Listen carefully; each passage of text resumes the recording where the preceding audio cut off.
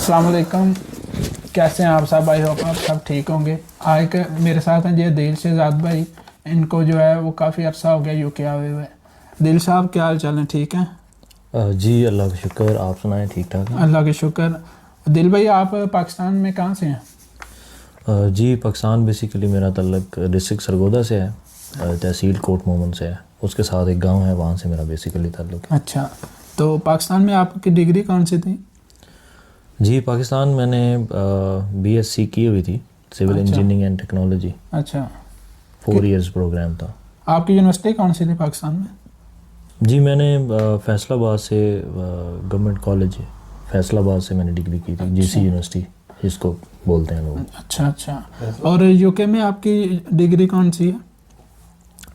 UK में मैंने आगे मास्टर्स में एडमिशन लिया था अपनी फील्ड के रिलेटेड ही। मेरी कंस्ट्रक्शन प्रोजेक्ट मैनेजमेंट की डिग्री थी, मास्टर्स। अच्छा जी जी। तो आपकी यूनिवर्सिटी कौन सी? यूके में? जी यूके में मेरा एडमिशन हुआ था बर्मिंघम सिटी यूनिवर्सिटी में, जो मेन कैंपस है। तो आप आइट्स दे के आए थे या दूसरे जो टेस्ट चल रहे थे उस टाइम? नहीं, मैंने आइट्स दिया हुआ था, मेरे ओवरऑल 6 बैंड थे और उसी की बेस पे मेरा एडमिशन हुआ था।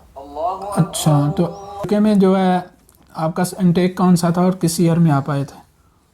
जी मेरा सितंबर इनटेक था और 2021 में मैं आया था। I think if I am sure आया था मैं 12 अक्टूबर को आया था यहाँ पे 2021 में। अच्छा, अगर बंदा पाकिस्तान में भी हो ना तो किसी और शहर में जाए तो बहुत सी मुश्किलात पेश आती हैं एज अ स्टूडेंट। जी तो आप तो यूके आए, आपको कौन कौन सी मुश्किलात शुरू में आई थी?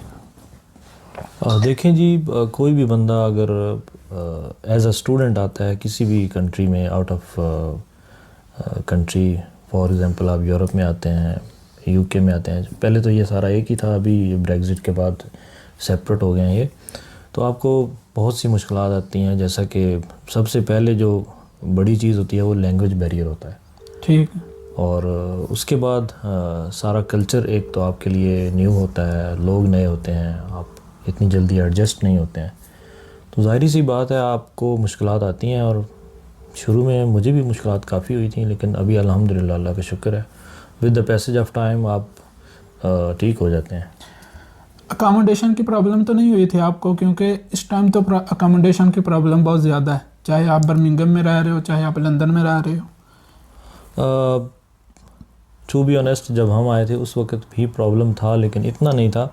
अभी तो बहुत ज़्यादा प्रॉब्लम हो गया, क्योंकि आपको पता है हमारे जो एशियंस कंट्रीज़ हैं सभी के हालात कुछ इतने अच्छे नहीं जा रहे हैं, और वहाँ से जो यंग जनरेशन है, जो एजुकेटेड लोग हैं, वो निकलने की कोशिश कर रहे हैं। जैसा कि रिसेंट हम न्यूज़ पढ़ रहे थे पाकिस्तान में 2022 में आलमोस्ट कोई 7 लाख से अबव स्टूडेंट्स जो हैं वो मूव किए हैं, उन्होंने आउट ऑफ कंट्री गए हैं।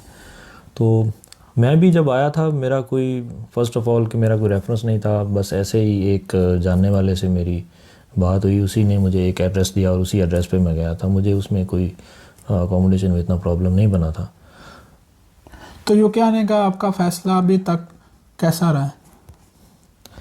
हाँ, यूके आने का फ़ैसला आपको सच्ची बताऊं तो जब स्टार्ट में मैं आया था, तो एक तो आप जो है ना, एक हर बंदा जब इतनी दूर आता है और उसको ये भी नज़र आ रहा हो कि मैंने अब पता नहीं कितने टाइम बाद वापस जाना है, तो एक होम सिक सी हो जाती है बंदे को, तो वो भी होती है। और उसके अलावा आपकी कोई इधर वो नहीं, कोई आपकी गपशप नहीं होती, जानने वाला नहीं होता, लोगों के साथ हैंग आउट नहीं होता बंदे का। और शुरू में फिर जॉब की टेंशन्स होती थी, फिर स्टडीज़ की टेंशन होती थी, तो शुरू में थोड़ा कंप्रोमाइज़ करना पड़ा था खुद के साथ। जॉब की बात की आपने, तो आपकी पहली जॉब इधर क्या थी और कितनी आसानी से मिल गई थी आपको job? Actually I was so lucky when I came here, because I think मैं 12-13 अक्टूबर को यहाँ पे आया था और 14 अक्टूबर को मैं बाहर ही निकला। मेरा 2 दिन का क्वारंटाइन था। अच्छा। वो जब मेरा ख़त्म हुआ तो मैं बाहर सिम लेने के लिए निकला, तो उस सिम वाले से मेरी मुलाकात हुई। उसको मैंने बताया कि यार मेरा फर्स्ट डे है, अभी नया स्टूडेंट आया हूँ। तो उसने मुझे कहा कि यार चलो ठीक है, सिम बाद में देंगे आपको, अच्छा आ जाओ, पहले तुम्हें काम की ज़रूरत है, तुम काम करो। मैंने कहा ये तो बहुत अच्छी बात है। तो वो मुझे एक रेस्टोरेंट पे ले गया, पेपस ریسٹورینٹ تھا برمنگھم سو روڈ پہ. وہاں پہ جا کے اس نے میری ان سے ملاقات کروائی. وہ اس کے جاننے والے تھے کوئی, اچھا اس کے کوئی کولیگ تھے وہ. تو ان سے میری بات ہوئی. ان کو میں نے بتایا میں اس سلسلے میں آیا ہوا ہوں اسٹڈیز کے لیے, ماسٹرز کر رہا ہوں. ساری چیزیں انہوں نے مطلب میرے ڈاکومنٹس وغیرہ دیکھے. انہوں نے کہا تھا کوئی نہیں آپ کل سے کام پہ آ جانا. 3 دن کی ہماری ٹریننگ تھی اور اس کے بعد ان کو ہمارا کام پسند آ گیا. مجھے پہلی جو میری جاب تھی یو کے اندر وہ ایز اے ریسیپشنسٹ تھی ٹیپس میں. تو بہت اچھا ایکسپیرینس رہا وہ. لانگ ٹرم تو میں نے نہیں کی وہ جاب, صرف 3-4 منتھ کی تھی میں نے جاب. اس کے بعد پھر میں نے آگے ایک نئی جاب مل گئی, اس کو سٹارٹ کر لیا. ایسے ہی پھر ساری چیزیں. آپ نے ویئر ہاؤس کی بھی جاب کی, تو نئے آنے والے اسٹوڈنٹ کو آپ کیا کہتے ہیں کہ ویئر ہاؤس کی جاب آسانی سے مل جاتی ہے اور کام کا کیا مشکل ہوتا ہے یا ایزی ہوتا ہے؟ جی ویئر ہاؤس کی جاب بھی کی تھی میں نے. ٹھیک ہے. جاب ایزی ہوتی ہے, اتنا وہ ہارڈ ورکنگ نہیں ہے. یہاں پہ کوئی بھی کام اتنا مشکل نہیں ہوتا ہے. اور ظاہری سی بات ہے جب آپ اتنی دور آئے ہیں آپ کو اپنے کمفرٹ زون سے باہر آنا پڑتا ہے اگر آپ نے کچھ بھی گین کرنا ہے.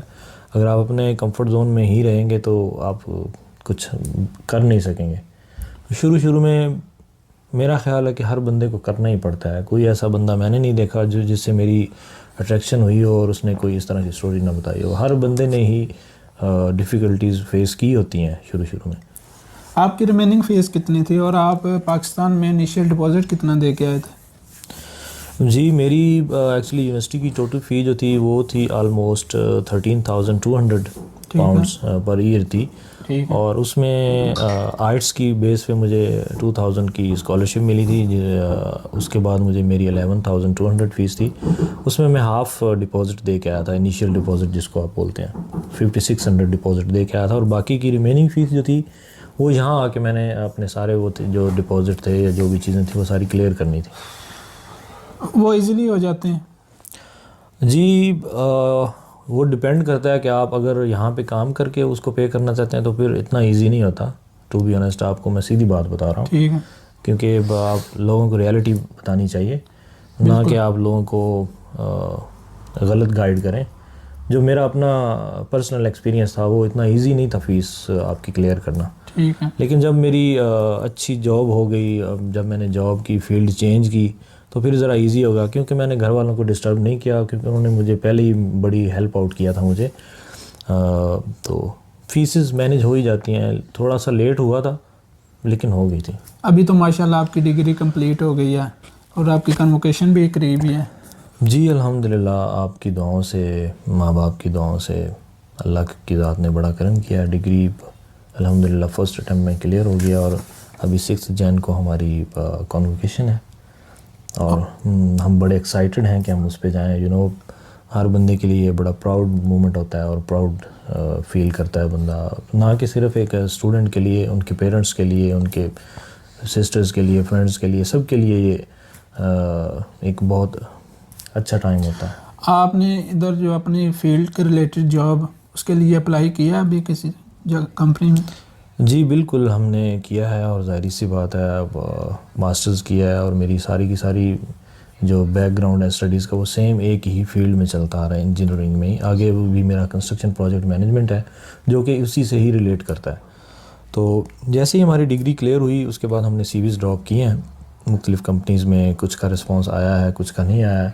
جن کا رسپانس آیا تھا وہ کہتے ہیں کہ جی ہمیں آپ کا ویزا سٹیٹس چاہیے, آپ کا ویزا سٹیٹس بہت کم ہے کیونکہ ابھی ہمارا BRP ایکسپائر ہونے والا ہے. ہم نے آگے نیکسٹ اپنا PSW اپلائی کرنا ہے انشاءاللہ. نیکسٹ ویک میں ہم کر دیں گے.